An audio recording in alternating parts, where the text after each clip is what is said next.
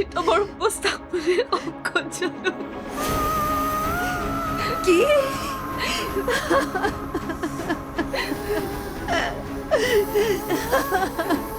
Dhriti নাকান্দিবা I no papa তুমি মোৰ কাৰণে বেষ্ট অফ দ্য বেষ্ট ল'ৰা আনি দিবা কিন্তু পাপা মই সপোনৰ লগতহে হেপী থাকিম আই ন' মাই ডিয়াৰ তুমি যাৰ লগতে সুখী হোৱা তাৰ লগতে মই তোমাক বিয়া দিম মোৰ তোমাৰ মুখত কেৱল মাত্ৰ হাঁহিটো লাগে তাৰ বাহিৰে মোৰ জীৱনত একো সুখেই নালাগে মা মোৰ তেখেতৰ লগত কোনো ধৰণৰ সম্পৰ্ক নাছিল মইতো আপোনালোক সকলোকে জনাইছিলোৱেই যে মোৰ দেউতাইহে তেখেতৰ লগত বিয়া ঠিক কৰিছিল যদি সম্পৰ্কই নাছিল তেতিয়াহ'লে দেউতাৰে তোমাৰ ইচ্ছাৰ বিৰুদ্ধে বিয়া ঠিক কৰিছিল কিয় প্ৰীতমৰ চব খৰচ আমাৰ যি জোৱাই মূৰৰ ওপৰতহে পৰিব সেই চব মানে তুমি কি মানুহে কোনোবাই হস্পিটেলত জীৱন মৰণৰ লগত যুঁজ দি আছে আৰু তুমি খৰচৰ কথা চিন্তা কৰিছা এই পইচাৰে সপোনৰ বিয়াখন ধুনীয়াকৈ পাতিব পাৰিম বুজিছা তাকেইতো সিটো আমাৰ একমাত্ৰ ল'ৰা তাৰ বিয়াখন মই ধুমধামেৰে পাতিম বিয়া দেখি গাঁৱৰ ৰাইজে ক'ব লাগিব এইখন মাষ্টৰৰ ল'ৰা ইঞ্জিনিয়াৰ সপোন বৰাৰ বিয়া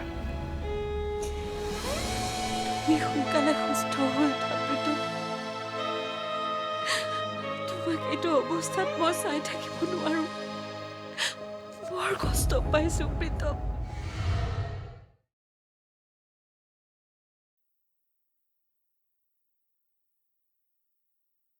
আমি হস্পিটেললৈ গৈছিলোঁ কিন্তু প্ৰীতম চৌধুৰীৰ অৱস্থা একেবাৰে সংকটজনক গতিকে তেওঁৰ পৰা একো জানিব পৰা নগ'ল কিন্তু আই উইটনেছ কোনোবাটো থাকিব যোন এই ঘটনাটোৰ প্ৰত্যক্ষদৰ্শী আছিল হয় তেওঁৰ পত্নী ধৃতি বৰা চৌধুৰীয়ে সেই ঘটনাটোৰ একমাত্ৰ প্ৰত্যক্ষদৰ্শী আচ্ছা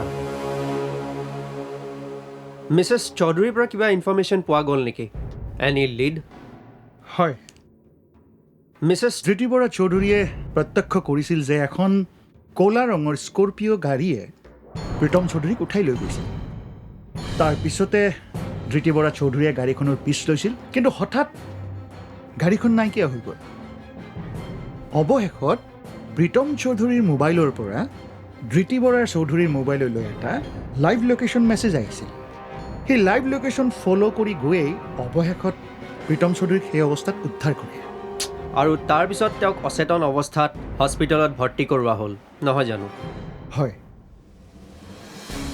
এতিয়া প্ৰশ্ন হ'ল কোনে কিয় আৰু কেনেকৈ এই ঘটনা সংঘটিত কৰিলে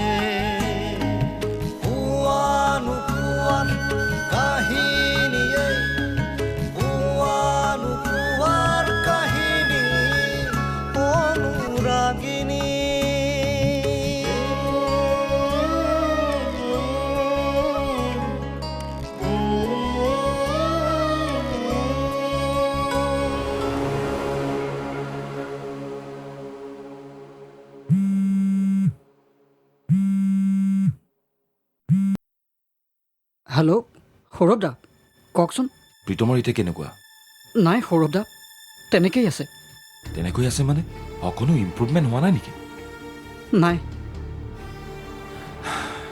তই তাতে আছ নহয় হয় সৌৰভ দা মই হস্পিটেলতে আছোঁ এইমাত্ৰ মেডিচিন কেইটামান নিবৰ কাৰণে ফাৰ্মাচীলৈ আহিছিলোঁ ঠিক আছে তই ধৃতিক চাবি তাইক বৰ বেছি কন্দা কটাখন কৰি থাকিবলৈ নিদিবি আমি অলপ পাছতে হস্পিটেললৈ যাম বাৰু ঠিক আছে হ'ব দিয়ক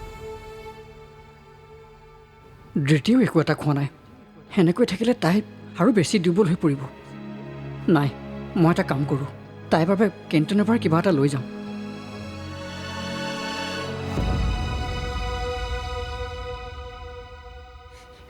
কৃপা কৰা প্ৰভু চকু মেলি চোৱা এই বয়সত পুত্ৰ যন্ত্ৰণা নিদিবা মোৰ ল'ৰাটোক সুস্থ কৰি দিয়া প্ৰভু আজি তোমাৰ ওচৰত মোৰ ল'ৰাৰ প্ৰাণ ভিক্ষা মাগিছো তাক শৰীৰে ঘৰলৈ উভতাই আনা প্ৰভু উভতাই আনা কৃপা কৰা প্ৰভু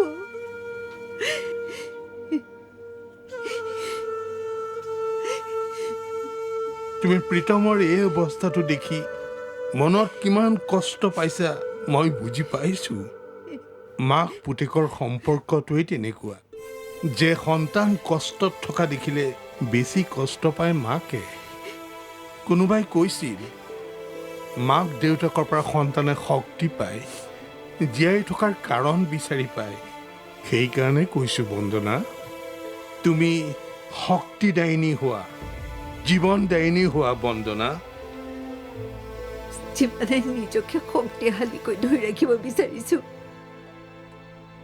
সিমানে প্ৰীতমৰ মুখখনলৈ মনত পৰি মই ভাঙি পৰিছো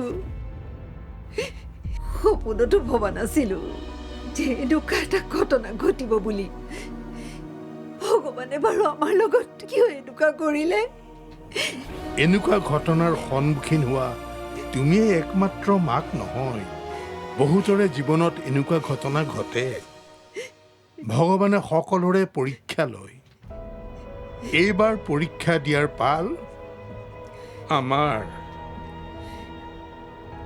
পৰীক্ষাত উত্তীৰ্ণ হোৱা নোহোৱা ঈশ্বৰৰ কথা আৰু অৱতীৰ্ণ হোৱাটো আমাৰ কথা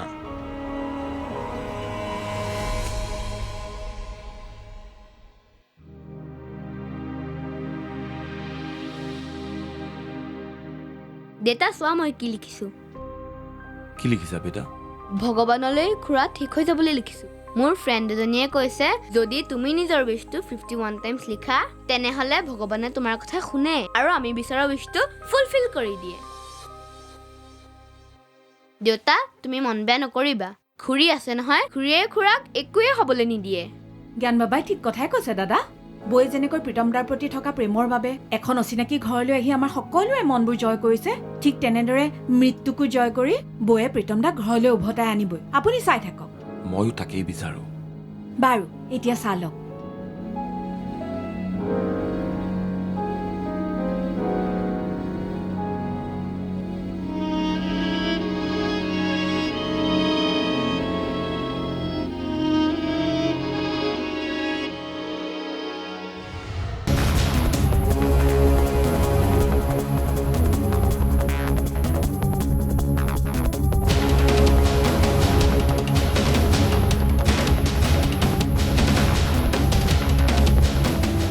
চৌবিছ ঘণ্টাৰ ভিতৰত যদি চেঞ্চ নাহে তেওঁ হয়তো কোমালৈ যাব পাৰে কোমা মানে অনিৰ্দিষ্ট কালৰ বাবে চেতনা নহা অৱস্থা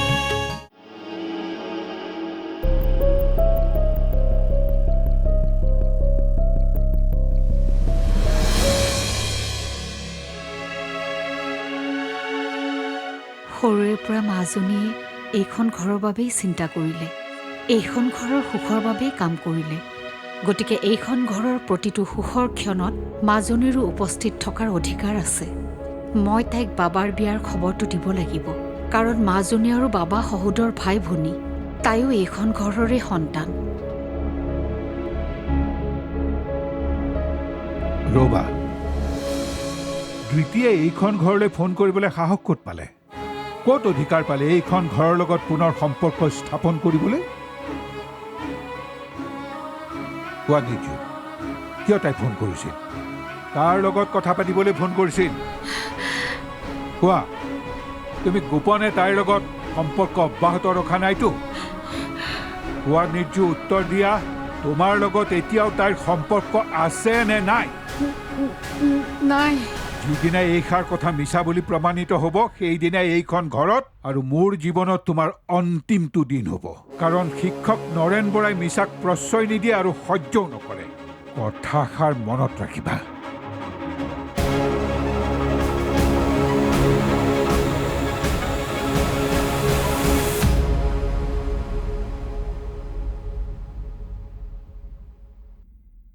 ছাৰ প্ৰীতমে চকু মেলিছেনে প্ৰীতম এতিয়াও ক্ৰিটিকেল অৱস্থাতে আছে কি হয় ছাৰ প্ৰীতম বাৰু ঠিক হৈ উঠিবনে 24 ঘণ্টাৰ ভিতৰত যদি চেঞ্চ নাহে তেওঁ হয়তো কোমালৈ যাব পাৰে কোমা মানে অনিৰ্দিষ্ট কালৰ বাবে চেতনা নহা অৱস্থা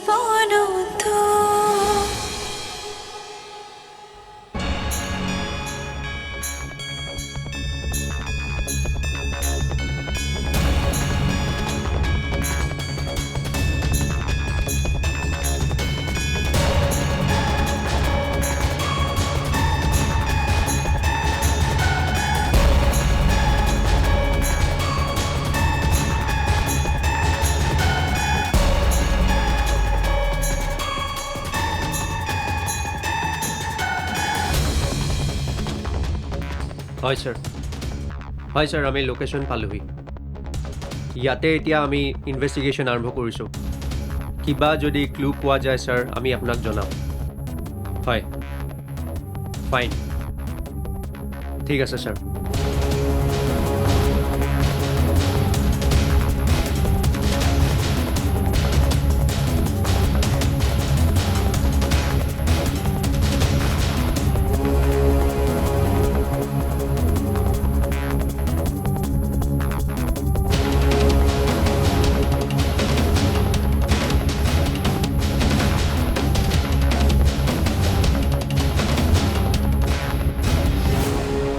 এখন চাওক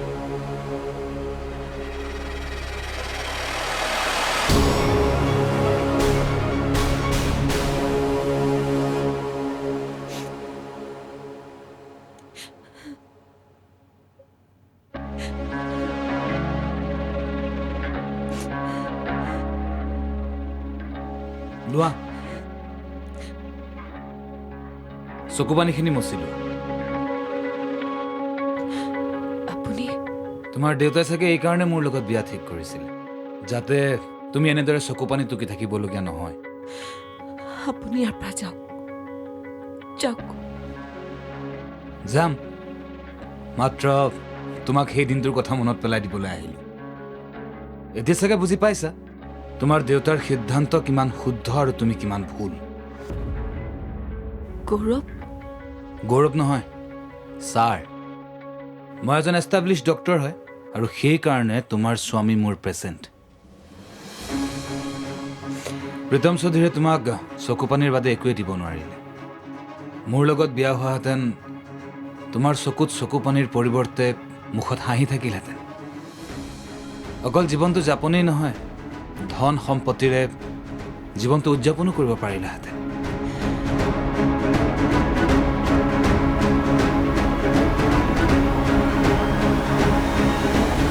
প্ৰীতমৰ এই ঘটনাটোৰ লগত এই হোটেলখনৰ কিবা নহয় কিবা কানেকশ্যন নিশ্চয় আছে কি কাৰণ এই কাৰ্ডখন সেই স্পটত উদ্ধাৰ কৰা হৈছে য'ত তেওঁক গুৰুতৰভাৱে আঘাত কৰা হৈছিল বৰ্তমান আমাৰ এটা টীম সেই হোটেলখনলৈ গৈ আছে তাত কিবা নহয় কিবা ক্লু নিশ্চয় পাব দেউতাৰ সপোনবোৰ ভাইটিৰ লগতে আৰম্ভ হৈ ভাইটিৰ লগতে শেষ হৈছে। তেওঁৰ যেন এটাহে সন্তান। তেনেকৈ কিয় কৈছা মা? মই জানো দেউতাই মোক ভাল পায়, মাথো প্ৰকাশহে নকৰে। আৰু প্ৰকাশ কৰিবই বা কিয়? দেউতাৰ সপোন আছিল মই ডাক্তৰ হোৱা। মই জানো ডাক্তৰ হ'ব পাৰিলো? কাহিনী অনুৰাগিনী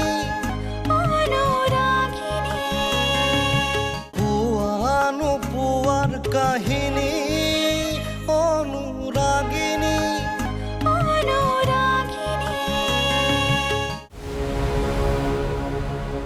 এক্সকিউজ মি, অঁ হয়। আমি আপোনাৰ হাজবেণ্ডৰ এই ঘটনাটোৰ ক্লু পাই গ'লোঁ। কি? হয়, এইখন চাওক।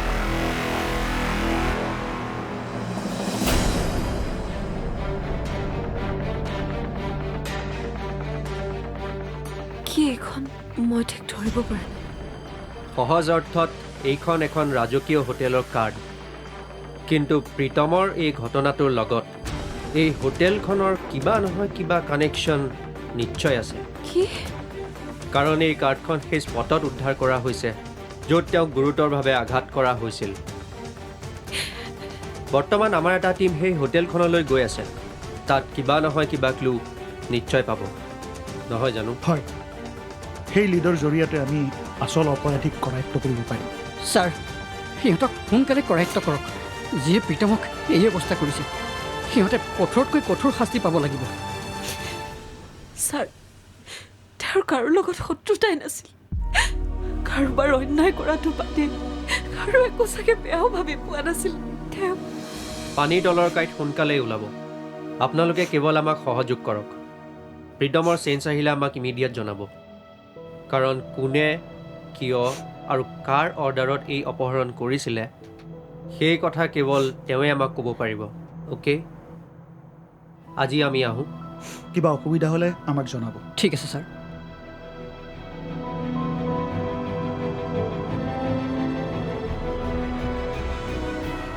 আচৰিত, প্ৰীতমৰ এনেকুৱা কোন বাহিৰৰ শত্ৰু থাকিব পাৰে?